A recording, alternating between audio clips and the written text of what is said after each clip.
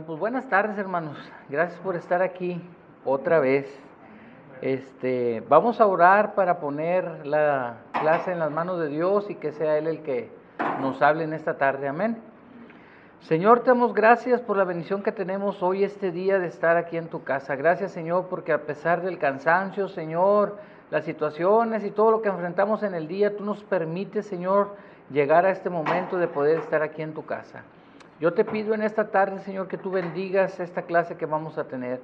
Señor, bendice a los hermanos que vengan en camino, Señor, para que ellos puedan estar aquí con nosotros acompañándonos. A los que ya estamos aquí, Señor, yo te pido que nos ayudes, Padre, que abras nuestra mente, nuestros corazones, Señor, para que tu palabra llegue, Señor, a nuestras vidas. En esta tarde, Señor, yo me pongo en tus manos como lo que soy, solamente un siervo, Señor, tuyo, para que tú puedas bendecir a tu iglesia. En esta tarde te lo pedimos, Señor, en el nombre de Cristo Jesús. Amén. Bueno, mire, agarre su hojita, este capítulo, este capítulo que es el número 2, es la segunda lección. Está bastante larga, nada más el de material ahí son 9 páginas, en 5 hojas que les estoy dando. Son 9 páginas, son bastantes textos. Voy a tratar de partirla en 2, pero se me hace que la vamos a tener que partir hasta en 3. ¿Ok? Entonces vamos a empezar. Ok, esta es la segunda lección, es la primera parte. El título es Dios es Espíritu, un Dios personal. Amén. Mire lo que dice ahí. Dios es Espíritu. Dios no es materia, Dios no es material o corporal. Él no posee un cuerpo físico. 2 implicaciones de esta verdad son: 1, Dios no está limitado a las restricciones físicas que son comunes entre los hombres, es decir, Dios no está limitado por el tiempo o el espacio o la materia. ¿Ok? Y 2, Dios no es visible, por tanto, no debe ser degradado con imágenes hechas por hombres. A veces las escrituras hablan de Dios como si poseyera un cuerpo físico. Hay referencias a sus brazos, su espalda, aliento, oídos, ojos, cara, pies, dedos, etc. ¿Cómo podemos explicar estas referencias a la luz de la verdad de que Dios es espíritu? Esa es la pregunta. En la teología, estas referencias son conocidas como expresiones antropomórficas. Esta es una palabra yuxtapuesta, se compone de 2 palabras, antropos, que significa hombre. ¿Cómo están? Buenas tardes. Pásenle. Y morpe, que significa forma. En otras palabras, es Dios simplemente atribuyéndose a sí mismo las características humanas para comunicar una verdad acerca de sí mismo. Una de las maneras que los hombres pueden comprenderlo son estos ejemplos. La Biblia habla de las alas de Dios y de su pueblo amparándose bajo la sombra de sus alas, y viene una serie de citas ahí: Éxodo 19:4, Ruth 2:12, Salmo 17:8, 36:7, 57:1, 61:4, 63:7 y 91:4. Sería absurdo interpretar tales declaraciones literalmente. Mire, todas esas citas que vienen en este párrafo introductorio, yo no las quise traer porque en sí mismo el material trae demasiadas citas bíblicas que yo creo que son las que realmente debemos explicar, ¿ok? Pero ahí ese material se va a quedar con ustedes. Ok, vamos al punto número 1. ¿Cómo describen las Escrituras a Dios en Juan 4:24? Juan 4:24. Mire lo que dice la palabra de Dios. Dios es, ¿qué dice ahí? Espíritu. Y los que le adoran en espíritu y en verdad es necesario que le adoren. ¿Ok? ¿Cómo describe este versículo a Dios? ¿Cómo qué? Como espíritu. Esto significa lo que decía el párrafo al inicio, que Dios no está limitado por la materia, por el tiempo y por el espacio. Es decir, no está sujeto a las leyes físicas que nosotros conocemos, ¿ok? Entonces vamos a la siguiente cita, al punto número 2. Según las siguientes escrituras, ¿cómo debemos vivir a la luz de la verdad que Dios es espíritu? Mire, el punto A, debemos adorar a Dios sinceramente, y vuelve a citar, hermanos, a Juan 4:24, ¿verdad? Dios es espíritu, y los que le adoran en espíritu y en verdad es necesario que le adoren. Ahora, fíjese bien, aquí el enfoque, ya pasamos de entender que Dios es espíritu, ahora nos dice el autor cómo debemos vivir a la luz de ese entendimiento, y habla de que debemos adorar a Dios en espíritu y en verdad, ¿ok? Mire, la palabra verdad, ¿sí?, que viene ahí, viene de una palabra del griego que se pronuncia aletheia, aletheia. La palabra o el prefijo a antes de la palabra habla de algo que no debe existir. ¿Sí me explico? Como cuando alguien dice, ¿ha oído la palabra de acéfalo, que no tiene cerebro? Sin cerebro, céfalo, cerebro. ¿Me estoy explicando? Ok, escuche bien. Esta palabra habla de algo que tu adoración y mi adoración no debe contener. Es falsedad. Debe ser una adoración sincera. ¿Cobra sentido lo que le estoy diciendo? Debe ser una adoración que denote sinceridad, veracidad, exactitud, integridad en la forma en la que venimos a adorar a Dios. ¿Me estoy explicando? Mire, adorar a Dios, hermanos, va más allá de venir los domingos a cantar coritos o a cantar himnos, ¿sí? Tú y yo adoramos a Dios con nuestra vida todos los días. De nada sirve que yo venga aquí a cantar coritos si el resto de la semana vivo como el hijo del anticristo. ¿Me estoy explicando? No estoy adorando a Dios como en espíritu y en verdad. Estoy siendo ¿qué? Hipócrita. ¿Ok? Eso es lo que está diciendo el texto. De eso está hablando el autor aquí. ¿Cómo debemos vivir? Debemos vivir entendiendo que adoramos a un Dios verdadero, que es espíritu, que es verdad. ¿Qué significa eso? Cuando digo que Dios es espíritu, su presencia lo llena todo. A veces nos queremos esconder del pastor o de los hermanos, que no nos vayan a ver, qué andamos haciendo, y que si Dios nos está viendo. Pero no tenemos esa noción, ¿verdad? Perdemos esa noción de que Dios es espíritu, su espíritu llena toda la tierra, dice la Escritura, ¿verdad que sí? Entonces, al tener esa conciencia, nuestra vida debe adorar constantemente a Dios. ¿Amén? ¿Me expliqué? Ok, entonces, ¿qué vamos a poner ahí? Les voy a decir lo que yo puse. Debemos adorar a Dios en espíritu y en verdad, ser sinceros con nuestra adoración. Eso fue lo que yo le puse, ¿verdad?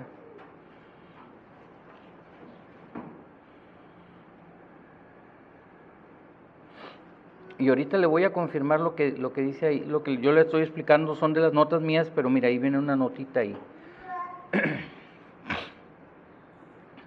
Nota, la referencia a la adoración de Dios en espíritu tiene dos posibles implicaciones. 1, debemos adorar a Dios con todo nuestro ser, sinceramente y profundamente. 2, debemos adorar a Dios en el poder del Espíritu Santo y bajo su dirección. La referencia a la adoración en verdad también tiene dos posibles implicaciones. Una, debemos adorar a Dios sinceramente y con integridad. 2, debemos adorar a Dios según la verdad, de acuerdo con la voluntad de Dios revelada en las Escrituras. ¿Se acuerdan del caso que se menciona, creo que es en Crónicas, donde dos jóvenes trataron de llevar fuego extraño al templo y Dios los consumió? Los mató instantáneamente. Murieron así, quedaron carbonizados en ese instante. Porque cuando Dios ha establecido una manera en que se hagan las cosas, se deben hacer de esa manera. Si queremos que la bendición de Dios fluya en los servicios, ¿verdad? En nuestra vida, en todo eso, cuando Dios ha ordenado que se hagan las cosas de una forma, Dios no negocia nunca lo que Él ha establecido, nunca lo negocia, nunca. Lo que Él establece así debe de ser. Entonces, jugar con fuego extraño, ¿verdad? Con las cosas de Dios es peligroso. Dios no negocia con su santidad. ¿Ok? Entonces, mire, vamos al punto B. Debemos evitar asociar a Dios con un edificio religioso o atribuir a Dios las limitaciones humanas. Y viene el libro de los Hechos, citado ahí, el capítulo 17, los versículos 24 y 25. Vamos a ver qué dice Hechos 17, 24 y 25. El Dios que hizo el mundo y todas las cosas que en él hay, siendo Señor de los cielos y de la tierra, no habita en templos hechos por manos humanas, ni es honrado por manos de hombres, como si necesitase de algo, pues él es quien da a todos vida y aliento y todas las cosas. Mire, este versículo, hermanos, que estamos leyendo ahorita aquí, Pablo está presentando a Cristo en el Areópago, ¿sí? Está en el corazón de lo que era el centro de toda la filosofía que existía en ese entonces. Es la cuna de la filosofía. Muchas de esas filosofías han sobrevivido hasta nuestros días, ¿ok? Y Pablo está hablándole a esa gente y les está diciendo que Dios no habita, por muy hermoso que esté este lugar, no significa necesariamente que Dios habite aquí. ¿Sí me explico? Dios habita ¿en dónde? En su pueblo. Este lugar no es más que un edificio donde su iglesia se congrega para adorar a Dios, ¿ok? Mucha gente dice, no, es que si no vienes a mi iglesia, es que si no vas a fulano lugar. ¿Ha oído gente que dice que va a Colombia para ser llenados allá del Espíritu Santo? Pues el Espíritu Santo no firmó contrato de exclusividad con nadie, ¿o sí? ¿Por qué tengo que ir tan lejos? Si yo quiero ser lleno del Espíritu Santo, el Espíritu Santo me puede llenar aquí. No tengo que ir tan lejos. Sin embargo, hacemos eso y hacemos como si Dios nomás estuviera, ¿verdad? Como el avivamiento que hubo allá, ya andaban todos allá en el avivamiento. Y si se prende otro hombre por allá, ya van todos corriendo a la otra. Y si se prende, pues así andan. No, somos nosotros los que llevamos el fuego adentro. El edificio no es más que un recinto que ha sido santificado, separado, apartado para adorar a Dios. Amén. No estoy menospreciando el lugar, le estoy diciendo que nosotros somos lo que le da valor a ese lugar, la iglesia de Jesucristo. Amén. Entonces Pablo conocía muy bien a Dios y les empieza a explicar a estos hombres que Dios no está sujeto a ningún lugar, es decir, está en todas partes. Entonces, mire, le voy a decir lo que yo le puse ahí. Dios es el creador de todo. ¿Cuántos saben que Dios es el creador de todo? Pero hay algo, es distinto de su creación. No es igual a mí, yo no soy igual a Dios, ¿ok? No es un ser limitado ni finito como nosotros. Como les digo, ¿por qué les digo que esto? Porque tomando el ejemplo que les di, que hay quienes van a ciertos lugares o a ciertos países o con ciertos ministerios exclusivamente. No, yo no. Yo no recuerdo que el Espíritu Santo firmara con nadie. Dios no hizo concesiones con nadie, con ninguna asociación religiosa, sea Asambleas de Dios o cualquier otra, el Concilio Nacional de Iglesias Cristianas allá en México, no sé, cualquier fraternidad aquí. No, Dios no firmó concesiones con ninguno de ellos. Amén. Vamos al punto 3. ¿Cómo describen las Escrituras a Dios en Hebreos 11:27? Seguimos sobre la misma línea, que Dios es espíritu, ¿ok? Por la fe dejó a Egipto, no temiendo la ira del rey, pero se sostuvo como viendo al invisible. Está hablando aquí, hermanos, de Moisés, ¿ok? Aquí estamos en la galería de los héroes de la fe, ¿ok?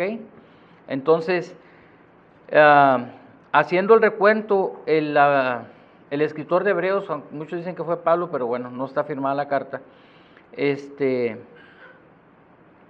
hace referencia a la fe de Moisés, ¿ok? A pesar de ver la ira de Faraón, a pesar de ver todo lo que se venía encima, al él tomar esa tarea que Dios le mandó de liberar al pueblo de Israel de la opresión de los egipcios, ¿sí? Dice que a pesar de todo y ver la ira, él no temió, o sea, no tuvo miedo. ¿Por qué? Porque se sostuvo como viendo al que no se puede ver. Eso se llama fe, hermanos. A veces los problemas, las situaciones nos abruman tanto que dejamos de ver en fe el poder de Dios operando en nuestras vidas. Moisés sabía todo lo que se le estaba viniendo encima, sin embargo sabía que Dios era mayor, aunque nunca lo había visto, había creído en Él y depositado su fe en Él y actuado en esa forma. Amén. Entonces, ahí es sencillo, nomás hay que poner al invisible. ¿Cómo? Como un ser invisible no se podía ver. ¿Ok? Y de ahí pasamos a la página 12.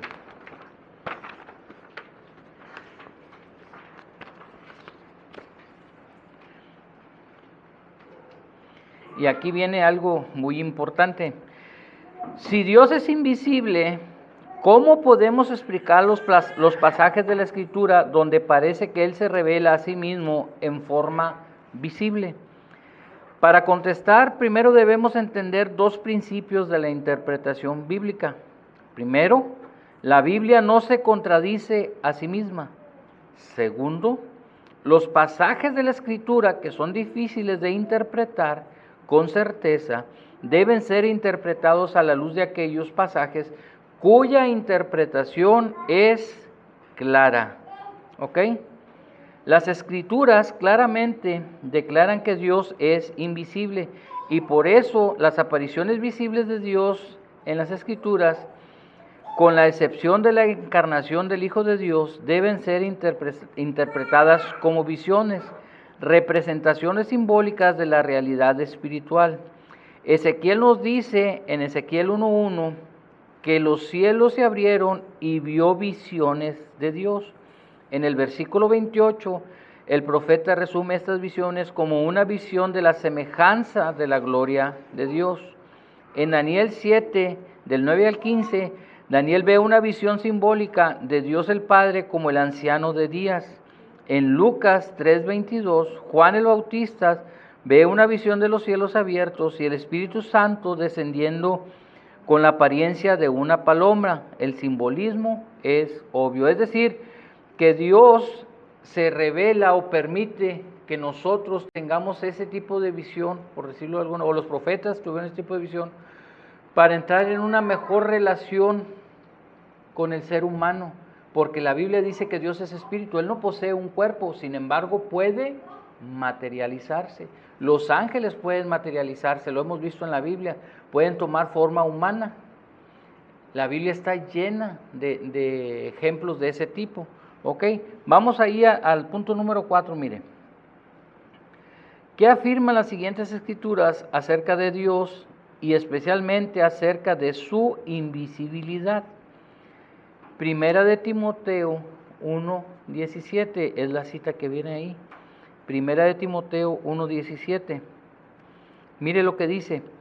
Por tanto, el Rey de los siglos, inmortal, invisible, al único y sabio Dios, sea honor y gloria por los siglos de los siglos. Amén. ¿Ok? Pablo conocía muy bien a Dios, le estás mandando esta carta a Timoteo. Pablo sabía que Dios era el Rey de los siglos. ¿Sabe qué significa eso? Que Dios es el eterno Rey, siempre ha gobernado, ¿ok? Y reinado con poder absoluto y gloria. Él sabía que Dios era como inmortal, existiendo antes de todo y existirá después de todo. Él sabía que Dios era como invisible, no es conocido por nosotros en su totalidad. No podemos entender a Dios por completo o conocer todos sus secretos. Él sabía que él era ¿qué? El único y sabio Dios. Todas esas características están en ese solo versículo acerca de Dios. La que nos refiere a nosotros ahorita es que Dios es invisible, no es, pues nosotros como seres humanos no lo podemos ver. ¿Ok? Entonces, ¿cómo lo describe? Como invisible, inmortal, invisible, inmortal, como rey, todo eso le puede poner. Yo lo puse así, lo describe como rey eterno, como inmortal, como invisible y como sabio. Todas esas características están ahí. En 1 Timoteo 6, del 15 al 16, si alguien lo tiene y lo quiere leer, adelante, si no yo lo leo. Estamos en el mismo libro. La cual a su tiempo mostrará el bienaventurado y solo soberano, Rey de reyes y Señor de señores, el único que tiene inmortalidad, que habita en luz inaccesible, a quien ninguno de los hombres ha visto ni puede ver, al cual sea la honra y el imperio sempiterno. Amén. Amén. Entonces, ¿cómo lo vuelve a describir aquí? ¿Se fija que repite casi los mismos atributos? Como invisible, como rey absoluto, como inmortal y como invisible, soberano. ¿Ok? Y afirma, ninguno de los hombres ha visto ni lo puede ver. ¿Y qué onda con todos esos que van al cielo y suben y bajan? ¿Cuánto rollo? La Biblia es clara, hermanos, clara en eso.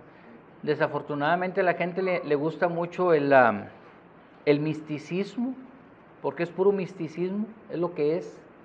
Y como vende, pues a la gente le gusta, ¿verdad?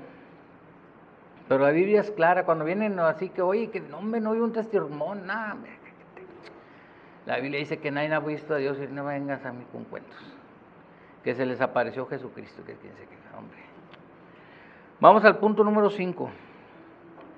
Según Deuteronomio 4, del 11 al 12 y los versículos 15 y 16, ¿cómo debemos vivir a la luz de la invisibilidad de Dios? Mire lo que dice ahí. Vamos a leer los 4 versículos.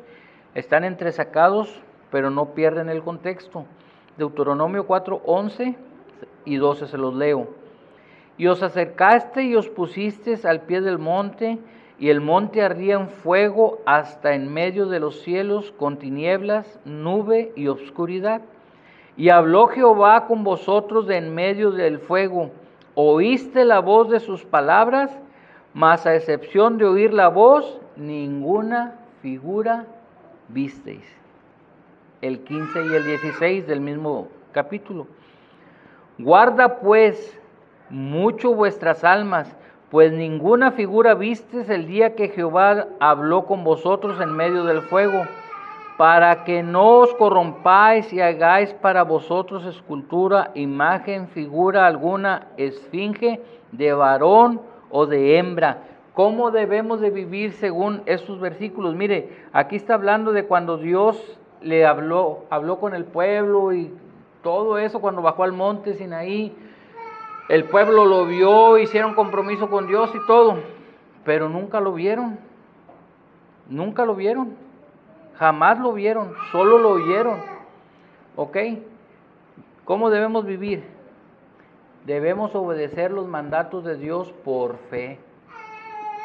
Lo que Dios ha mandado en la Escritura, yo no necesité ver a Dios para creer lo que la Biblia me describe. Yo no necesité ver a Jesucristo para creer lo que los evangelios me describen acerca de Él. Yo lo creo por fe. No necesito ver una imagen de Jesús para yo decir, aquí Cristo está conmigo, aquí Dios está conmigo. Decía un pastor que es una de las influencias teológicas más fuertes que yo tengo. Él es del centro de la República, allá en México, y dice que mucha gente llega, allá pues el catolicismo está muy fuerte, muy fuerte, Y dice que le ha tocado él estar en la puerta a veces recibiendo a la gente. Y dice, oiga, pero aquí no está Dios. ¿Cómo que no está Dios? No, pues no hay ni una imagen, ni un santo, ni una cruz. Porque la gente está apegada a una imagen para poder sentir que Dios está ahí. Y sabe que a veces nosotros somos igual. Es que no siento a Dios, es que no siento esto, es que no siento. Yo no necesito sentir. Mire, ahora que me estaba bien malo, que me aventé 3 noches sudando, como usted no se imagina, ahí en mi cama. ¿Usted cree que yo sentía a Dios ahí? No, hombre, si estaba ardiendo ahí en calentura, pero Dios estaba ahí conmigo. Ahí estaba.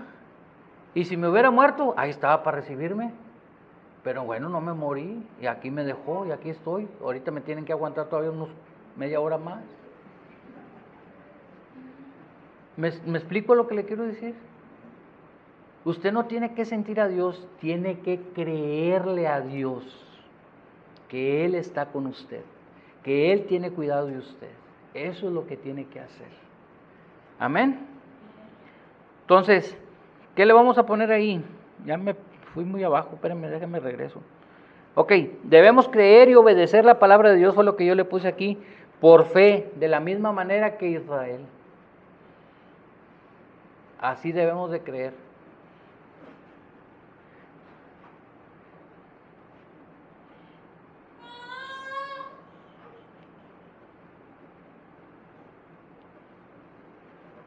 Vamos al punto número 6. No sé qué tanto traigo, creo que empiezo la otra parte, porque está bien largo esto.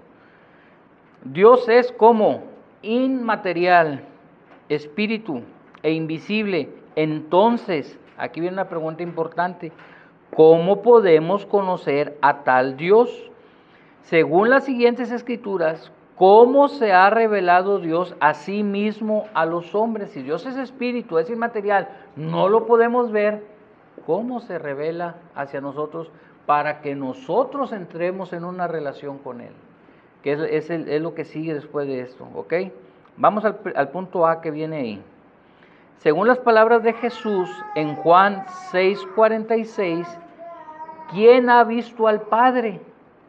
Vaya conmigo ahí a Juan 6:46.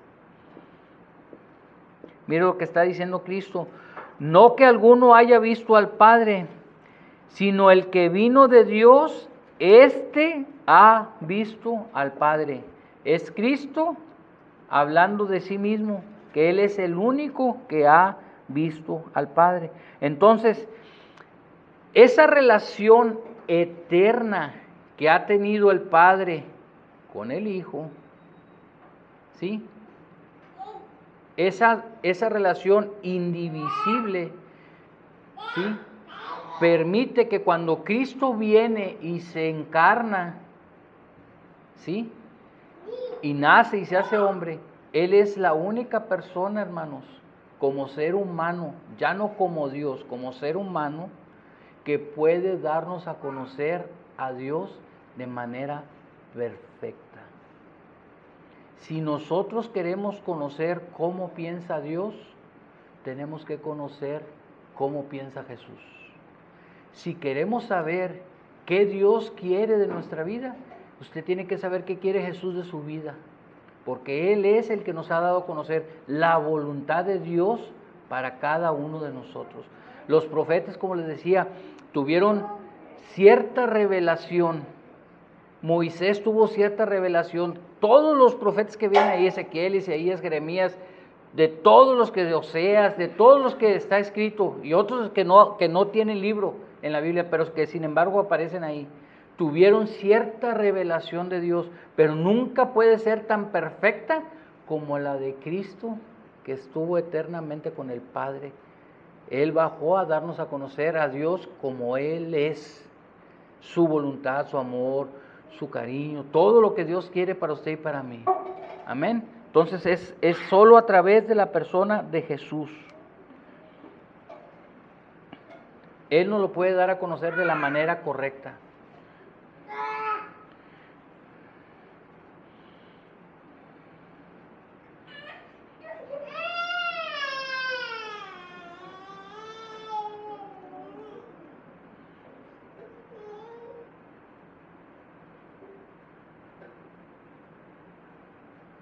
Ok, vamos al siguiente punto. Si nadie ha visto a Dios el Padre excepto el Hijo, ¿cómo se ha hecho conocido a sí mismo el Padre a los hombres? ¿Cómo podemos entender quién es Dios? ¿Quién puede explicarnos tales cosas? ¿Qué nos enseña Juan 1:18?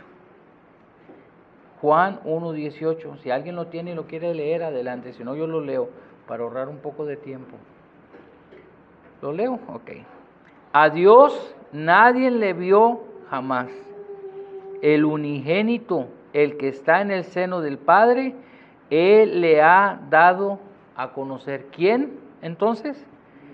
El Hijo. Nadie ha visto a Dios. ¿Ve cómo Jesús mismo declara lo mismo? Que nadie ha visto a Dios. Solo Él, por esa eterna relación. Entonces cuando baja, Él nos puede dar a conocer a Dios. La gente dice, no, es que no sé cuál es la voluntad de Dios para mi vida. Métase en la Biblia y métase y trate de conocer lo que Jesús es, y Él le va a revelar la voluntad de Dios para su vida. Se lo garantizo, se lo firmo donde quiera, hasta una cena le apuesto si quiere, para que vea lo que le estoy diciendo. Claro que sí. Amén. Entonces, ¿quién nos puede revelar a Dios? ¿Quién nos puede revelar a Dios? Jesús. Pero ¿qué revelación es? ¿Cómo es Dios? ¿Qué ojos de color tiene? No, hermano. Nos va a revelar el corazón de Dios. Eso es lo que nos va a revelar. El corazón de Dios, la mente de Dios, es lo que nos va a revelar Jesús. Amén. Entonces vamos al siguiente punto. En la 13, ¿verdad? La página 13. ¿Voy bien o me regreso? ¿Sí? Según las siguientes escrituras, ¿por qué Jesús es el único calificado para revelar a Dios el Padre a los hombres? Colosenses 1:15, ¿qué dice? Colosenses 1:15, mire, le voy a decir lo que dice. Él es la imagen del Dios invisible, el primogénito de toda creación. ¿Ok? ¿Qué es Cristo, hermanos? La imagen de Dios invisible. Pero mire, yo les decía la otra vez, es como esto. Si yo saco una copia, por decir, mire, si yo saco una copia de esta hoja que tenemos aquí, en la máquina de aquí, y vamos a decir que alguien la analizara, científicamente hablando, aunque pudiera ser una copia exacta, es decir, exactamente lo que está aquí, sería lo que saldría de esa máquina. ¿Sí me explico? Pero si fuera más profundo, el contenido de la tinta no es el mismo, porque aquella no es la misma tinta que esta. Entonces no es exacta. ¿Sí me estoy explicando? En apariencia sí lo es, pero en esencia no lo es. No sé si me está explicando, lo estoy confundiendo. Ok, escuche bien. La palabra que se usó aquí es una palabra, inclusive ya lo he dicho antes, hay unas copiadoras que se llaman Acon. No sé si ha visto los camiones, yo he visto los camiones aquí, se llaman Acon, que habla de una copia exacta, ¿ok? Igualita, pero con la implicación de que tiene la misma sustancia que la original, por decirlo de alguna manera. Es lo mismo. Lo que se halla completamente aquí, si alguien analizara el papel y esas hojas, serían exactamente lo mismo, porque lo saqué todo del mismo paquete de hojas y de la misma impresora en mi casa.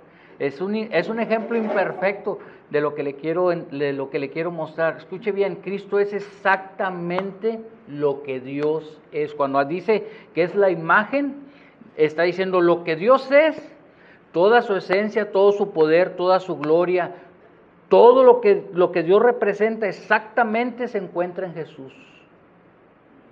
¿Me estoy explicando? No es solamente una copia al carbón, no, en esencia es exactamente lo mismo. Toda la perfección que se encuentra en Dios, toda su santidad, todo su poder, toda su gloria, es exactamente lo que se encuentra en Cristo. Por eso Él nos puede dar a conocer al Padre, Porque es exactamente igual a Dios. Esa es la respuesta. Porque es exactamente igual a Dios.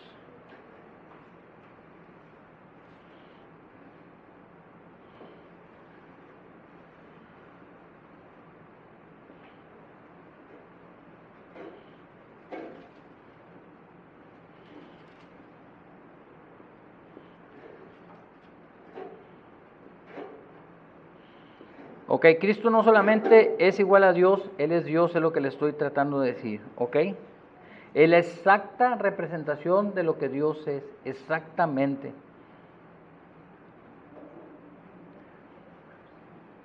Y luego la siguiente cita que viene ahí es Juan 14:9, ¿verdad? Juan 14:9. Jesús le dijo: ¿tanto tiempo hace que estoy con vosotros y no me has conocido, Felipe? El que me ha visto a mí, ha visto al Padre. ¿Cómo pues dices tú, muéstranos al Padre? Yo he oído gente que dice, ay, yo quisiera ver a Dios. Ahí está revelado en la Biblia.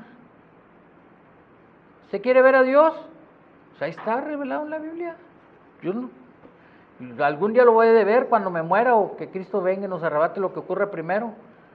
Pero si yo quiero conocer lo que Dios, ahí está. Vuelvo a lo mismo, no necesito ver físicamente a Dios. Aquí está Dios revelado en su palabra.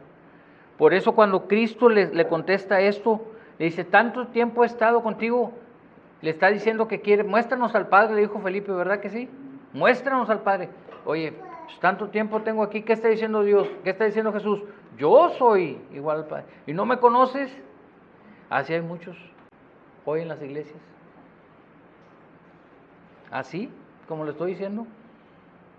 Mucho tiempo y no han conocido al Padre, porque no han conocido a Jesús. Es inevitable, Él es el único camino a Dios, no hay otro camino. Cristo dijo, si alguien quiere venir al Padre, yo soy la puerta, yo soy el camino, yo soy la vida. Por aquí tienen que pasar. No hay otra manera, no hay vueltas, nada. Tiene que ser a través de Jesús. ¿Ok? Entonces, la respuesta ahí es, solo conociendo a Jesús es como podemos tener una visión clara de Dios. Discúlpenme, pero voy a tomar un poquito de agua.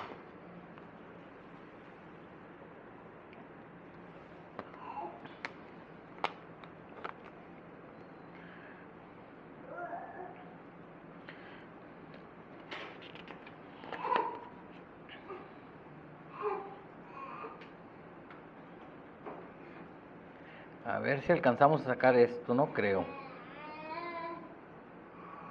Entonces viene la siguiente parte, ¿verdad?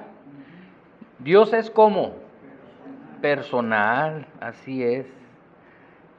¿Habrá un Dios para cada uno de nosotros? ¿Se querrá decir eso? No. Dios trata con cada uno de nosotros de manera personal. Les digo yo que no se me olvida que una vez el doctor Samuel Otero le platiqué algunas tragedias que estaba pasando en ese entonces, para variar.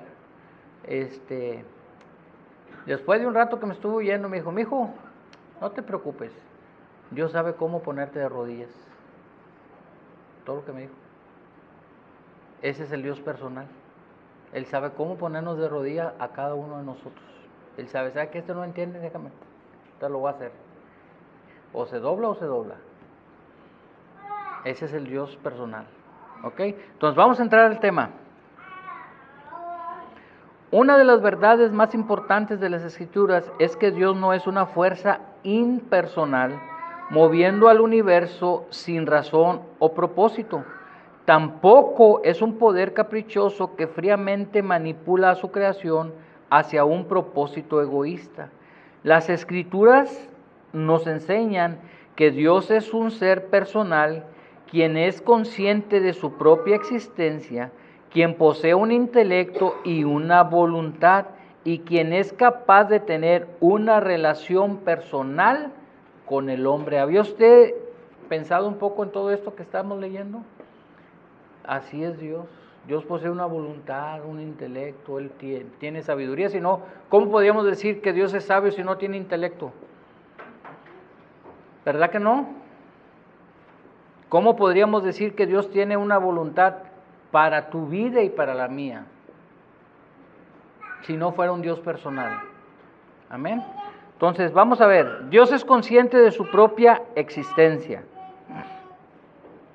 Quizás parece ser necesario decir que Dios es consciente de su propia existencia, pero esta es una de las características fundamentales de una persona. Hay muchas religiones fuera del cristianismo cuyo concepto de Dios, con D chica, es que es una fuerza impersonal, el budismo, el taoísmo, etc. O unas esencias que moran en todas las cosas, como el panteísmo, ¿verdad? Que viene del griego pan, que significa todo, y teos, Dios. El Dios de las Escrituras es una persona verdadera, quien es consciente de su propia existencia, como distinta de todos los demás seres y cosas. Vamos al primer punto. Que Dios es consciente de su propia existencia, esto se revela claramente en las Escrituras. ¿Cómo se refiere a sí mismo Dios en Éxodo 3:14? Éxodo 3:14.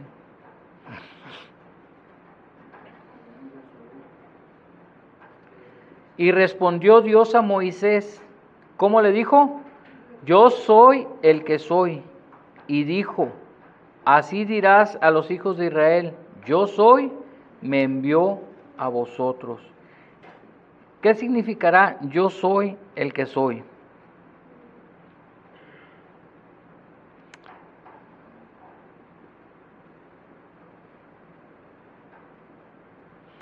Significa que Dios no tiene igual, hermanos. Parece absurdo decir, yo soy el que soy. Sin embargo, cuando Dios se revela de esta manera, Él dice, no hay igual a mí. Yo soy el que soy. Dios verdadero, Dios sobre todas las cosas. ¿Ok? Entonces, ¿cómo se revela Dios? Como el yo soy. Como el yo soy.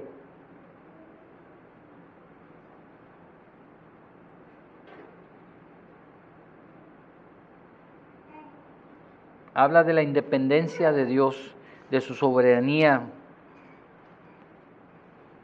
que Dios no necesita a nadie, es autoexistente, existe en sí mismo, ¿ok? No necesita de nadie para su existencia. Nota, viene una notita ahí, ¿verdad? Dice, esta declaración es una afirmación poderosa de que Dios reconoce su propia existencia como una persona. Él sabe quién es, ¿ok? El punto número 2, las Escrituras no solo nos enseñan que Dios es consciente de su propia existencia, sino también que es consciente de su individualidad. Él es distinto de todas las demás personas y cosas. Según las Escrituras, ¿qué declara Dios acerca de su propia y única existencia, aparte de todas las demás personas y cosas? En Isaías 45:21. Isaías 45:21.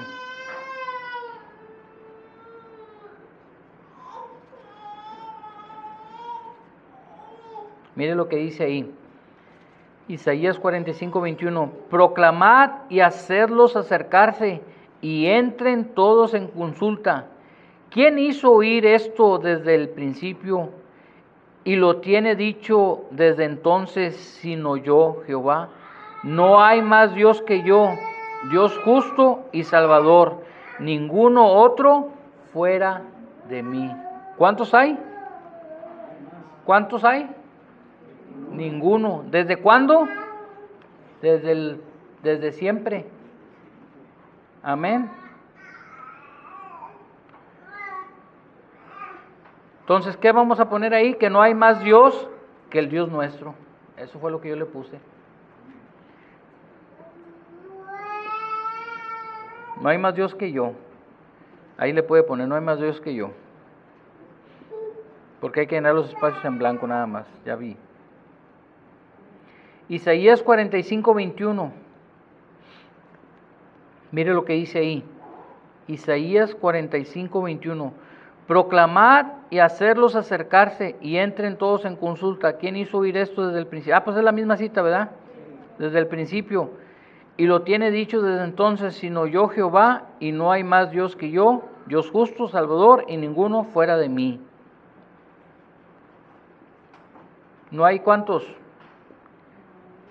Ningún otro fuera de mí, ningún otro.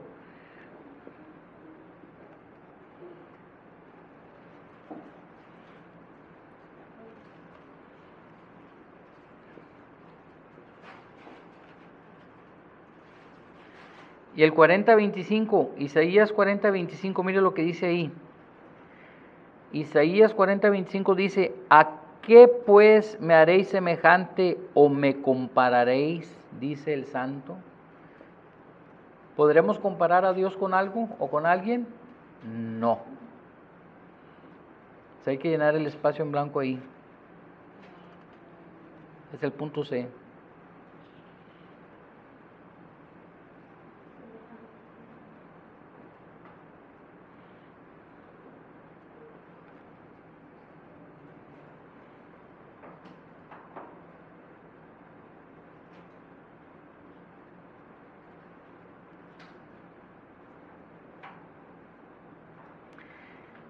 Nota, cada una de estas declaraciones comprueban que Dios es una persona distinta e independiente de todas las demás personas y cosas.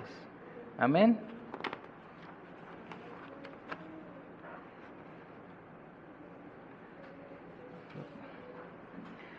Dios posee ¿qué? Dios posee un intelecto, ¿ok? El intelecto es considerado por muchos teólogos y filósofos como una de las principales características de ser una persona. La palabra proviene del latín intelligere. Intelli, entre, y ligere, escoger. Se refiere a la capacidad de razonar, percibir o entender. Según las Escrituras, Dios posee un intelecto mucho más allá de la comprensión del ser humano, pero nada es más allá del conocimiento, que el conocimiento y el entendimiento de Dios. ¿Qué nos enseñan las siguientes escrituras acerca del intelecto de Dios? Y viene una cita ahí, el Salmo 92, los versículos del 5 al 6. Salmo 92, del 5 al 6. Mire, se lo voy a leer en una versión que lo dice más claro. La versión es la Biblia, palabra de Dios para todos. Mire cómo dice aquí esta versión, me gustó cómo la tradujeron. Señor, qué maravillosas son tus obras, qué profundos tus pensamientos. Los perversos no entienden tus planes, son tan tontos que no pueden entender. Ay, les dijo tontos el Señor, qué grosero. ¿Dónde está el amor de Dios? Estamos leyendo la palabra de Dios, hermanos. Nomás que la Biblia Reina Valera usa muchos eufemismos para que la gente no se ofenda. Pero ya las versiones más modernas ya no le tapan tanto. Ya la traducen más claramente. ¿Ok? El hombre necio no sabe, dice la Reina Valera. El insensato no entiende de esto.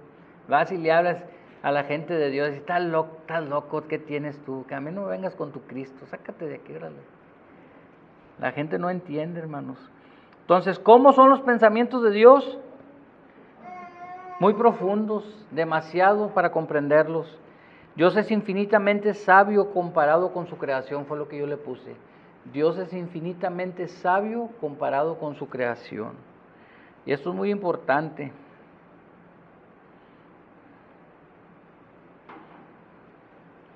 El salmista viene de una serie de declaraciones y luego llega a este razonamiento después de meditar un poco en la persona de Dios.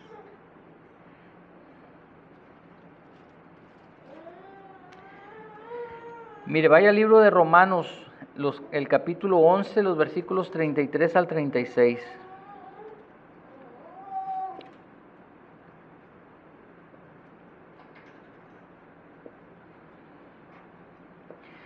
Oh profundidad de las riquezas y de la sabiduría y de la ciencia de Dios. Cuán insondables son sus juicios e inescrutables sus caminos. ¿Quién puede entender lo que Dios quiere hacer? ¿Le ha pasado que de repente está pasando por algo y de repente usted ni se imagina por dónde Dios lo saca? O después de pasar por todo y luego voltea y dice, ya cuando alcanza a ver el propósito de Dios, que se le revela, dice, ahora entiendo todo lo que pasé. En el momento no lo entendíamos y a veces luchamos con Dios cuando estamos pasando situaciones difíciles y luchamos y estamos luchando con Dios y Dios dice, déjese, que Dios le quiere mostrar algo. Y hasta que ya sales al otro lado y volteas para atrás y dices, ahora entiendo por qué esto, ahora entiendo por qué aquello. No es posible entender a Dios siempre, ni lo que Dios quiere hacer con nosotros, pero debemos siempre creer, nunca dejar de creer y dejar que Dios nos lleve por el camino que Él nos quiere llevar. A veces va a ser difícil, sí, pero sin temor a equivocarme le voy a decir, Dios siempre va a sacar algo bueno para usted y para mí, aunque en el momento no lo entendamos. Ok, entonces yo le puse aquí que solo Dios tiene todo el poder y toda la sabiduría.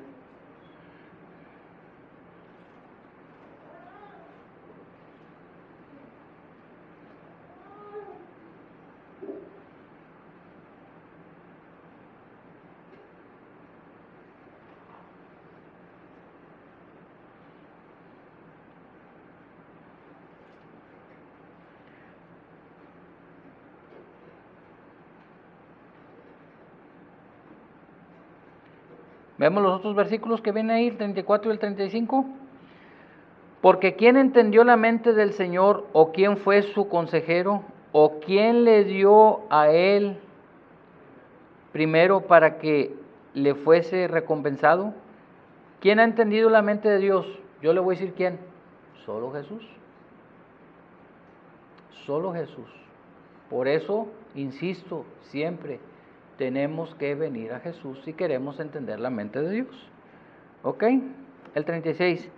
Porque de Él y por Él y para Él son todas las cosas, a Él sea la gloria por los siglos de los siglos. Amén. Esta es una doxología, hermanos, que viene en el libro de Romanos, así se le llama. A esta serie de versículos del 33 al 36, una doxología que resume muchas cualidades de Dios en una porción muy pequeña de la Escritura. ¿Ok? Por eso lo que le puse yo ahí, lo que le dije que yo le había puesto. Vamos al punto número 2. Según las siguientes escrituras, ¿cómo se describe el intelecto o entendimiento del hombre en comparación con el de Dios? No, pues vamos a salir por sin ningún rumbo. Salmo 94:11.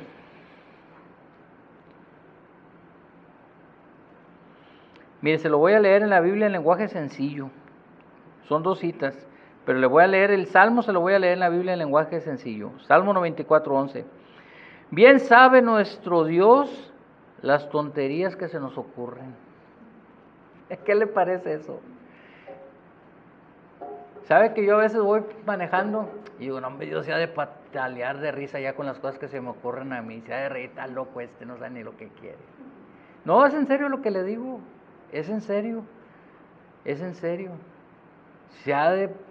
No me se ha de reír Dios, no me las cosas que se les ocurren a esos, no se le ocurre a nadie.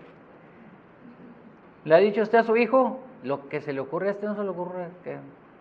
Sí, ¿verdad que sí? Más de una vez, así piensa Dios y de las cosas que se nos ocurren. La Reina Valera dice, Jehová conoce los pensamientos de los hombres que son vanidad. Y mire, esta misma cita la toma el apóstol en 1 Corintios 3:20.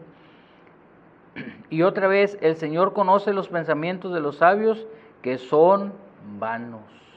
O sea, puras tonterías. ¿No me cree? Y le voy a poner un ejemplo.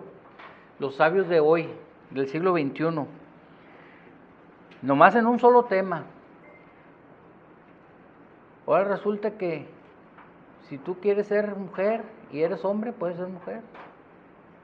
Esos son los sabios de hoy.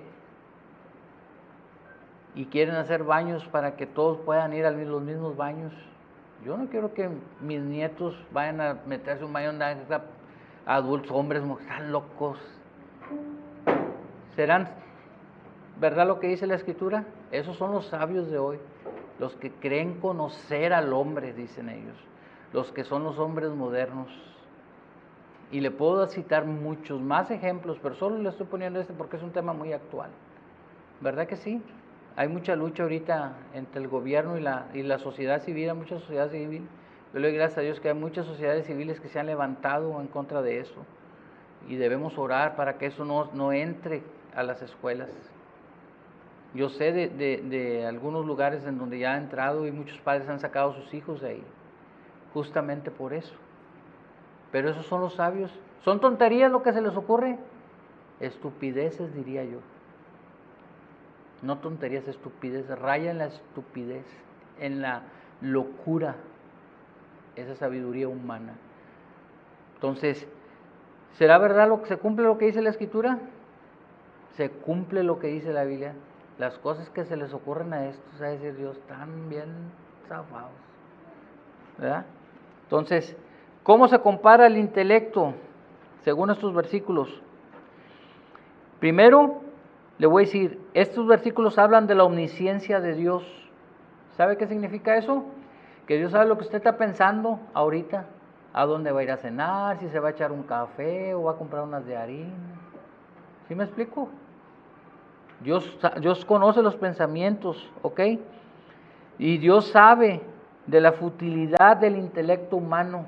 Se les ocurren puras cosas, la mayoría que no sirven para nada. Ese es el Dios de nosotros, hermanos. Comparamos su sabiduría con la nuestra y no tenemos nada que hacer. Por eso, mire, hay gente que dice, pues sí, es que la Biblia dice, pues ahí dice, pues sí, es Dios el que está hablando. Pues sí, pero es que yo creo, dicen. No, pues ahora resulta que nosotros somos más sabios que Dios. Sí, pero es que yo creo que, no, pues ¿cómo crees? No, es lo que dice la Escritura, hermanos. Y suena autoritario, pero es que si la Biblia no tiene autoridad sobre tu vida y sobre la mía, no tenemos nada que hacer aquí. ¿Oyó lo que le dije? Si la Biblia no tiene autoridad sobre su vida y sobre la mía, no tenemos nada, ni en ninguna otra iglesia, porque la Biblia debe regir tu vida y mi vida. Es lo que dice la Escritura. Los pensamientos de Dios son los que deben regir tus pensamientos y tus acciones. Es lo que enseña la Escritura. ¿Ok? Entonces, lo que yo le puse es eso, que habla de la omnisciencia de Dios, que Dios todo lo conoce, los pensamientos más profundos de nuestro corazón. ¿Ok?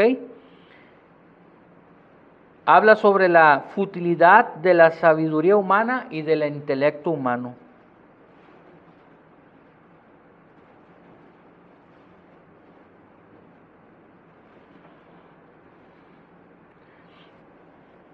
Y aquí viene lo que le decía yo hace un momento. Vaya conmigo a Isaías, al capítulo 55, los versículos 8 y 9.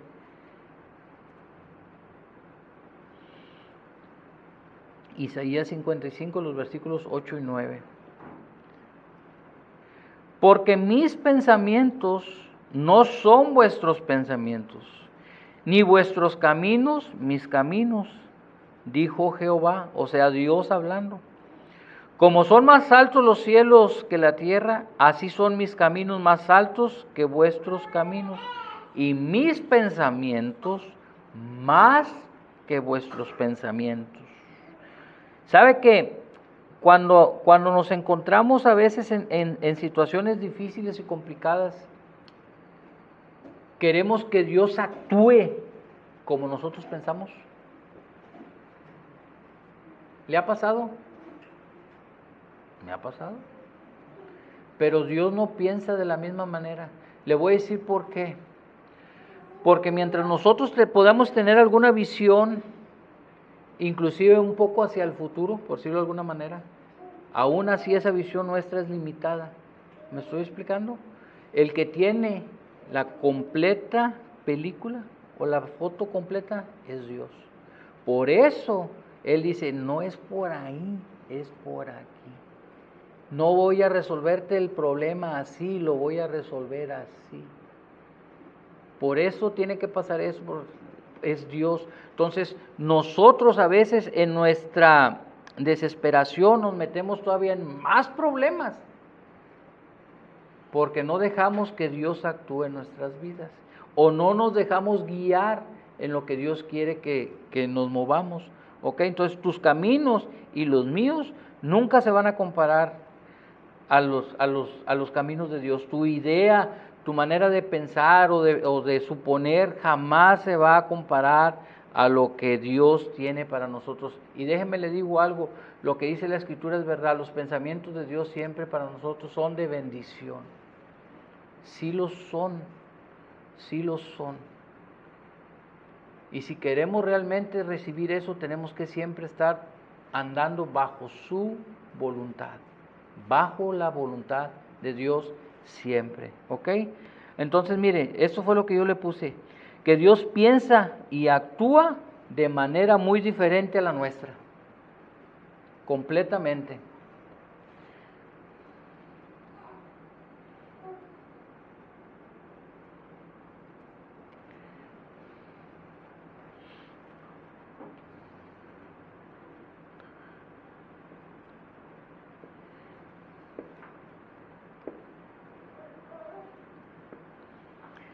La siguiente cita es Primera de Corintios, y miren, se me hace que sí vamos a salir con esto, sí, es poquito, ya lo vamos a acabar. Primera de Corintios 20, del 1, del 20 al 25.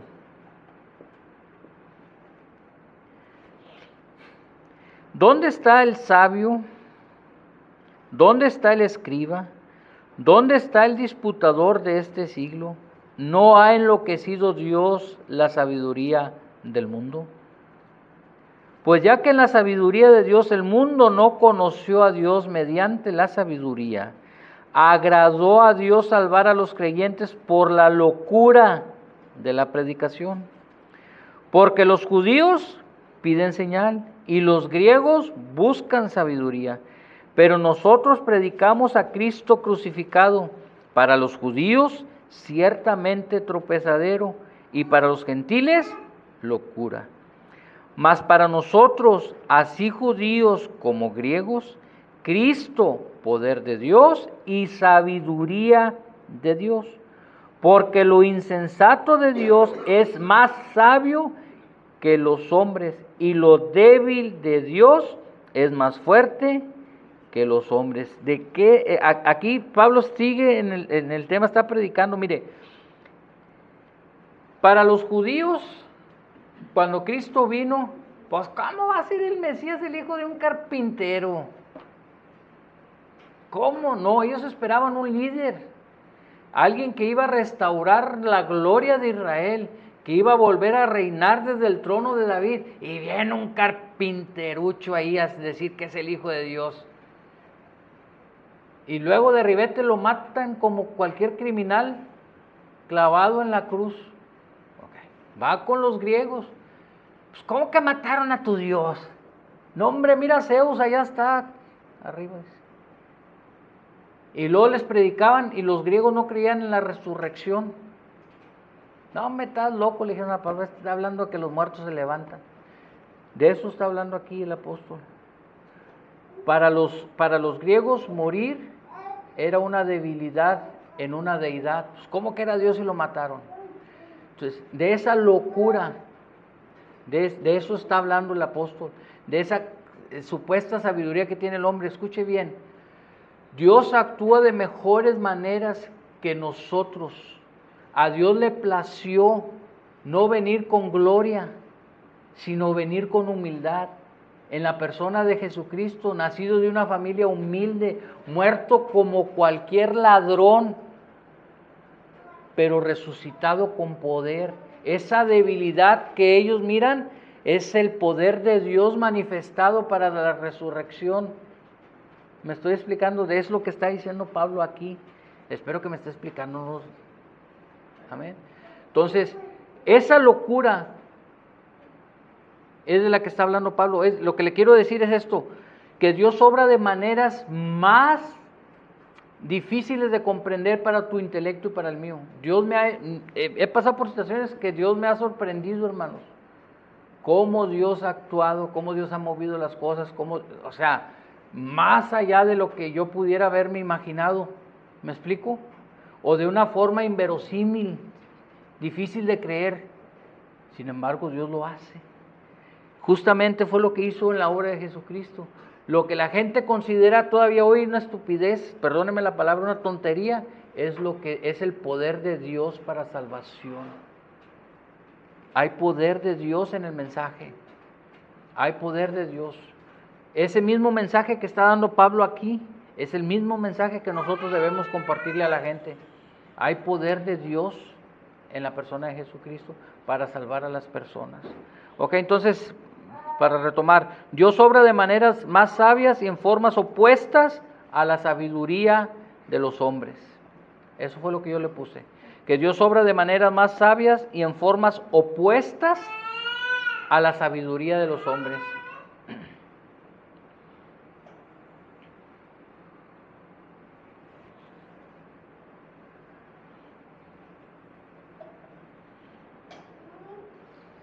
Ya mero, me falta poquitito.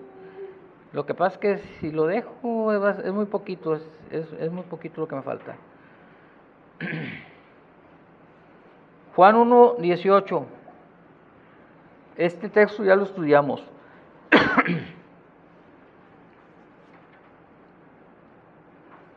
A Dios nadie lo vio jamás, el unigénito que está en el seno del Padre, Él le ha dado a conocer. Ya lo expliqué, es Cristo el que revela la naturaleza y la esencia de Dios de una manera única. Si le quiere poner ahí, el texto ya lo explicamos.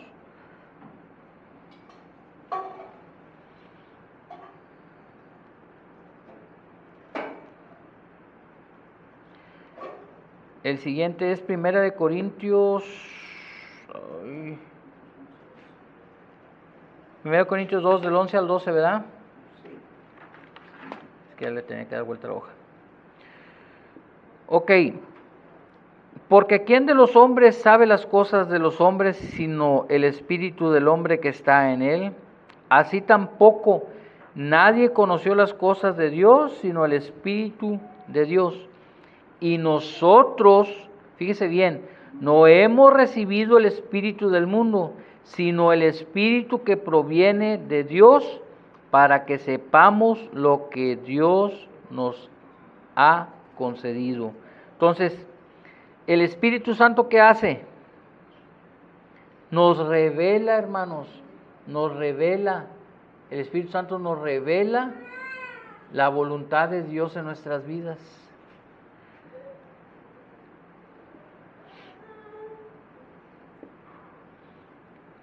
¿Cómo lo hace? A través de las Escrituras, a través de la palabra de Dios.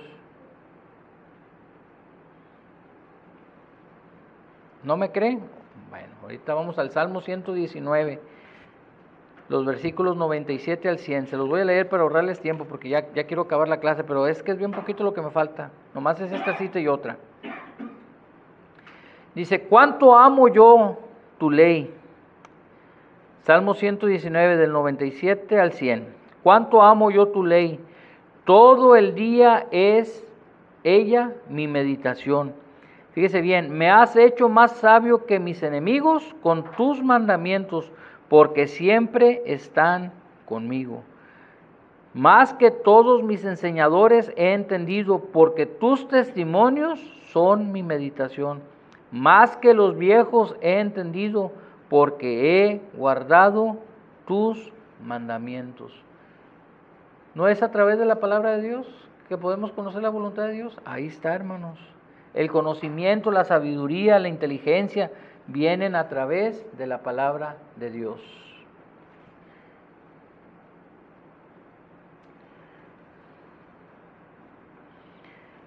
Y creo que ya esto es lo último. Sí. En Deuteronomio 29:29, las Escrituras declaran, las cosas secretas pertenecen a Jehová nuestro Dios, mas las reveladas son para nosotros. Según el Salmo 131, del 1 al 3, ¿cómo debemos vivir?